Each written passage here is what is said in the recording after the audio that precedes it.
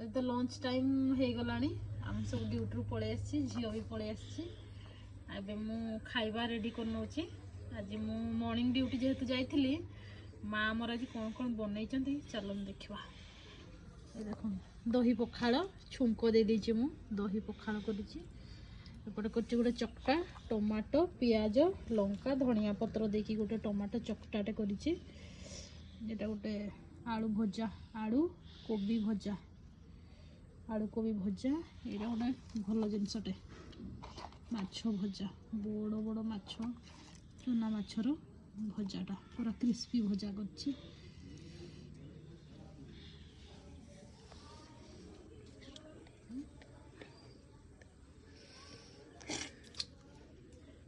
बहुत बढ़िया लगुच पागटा।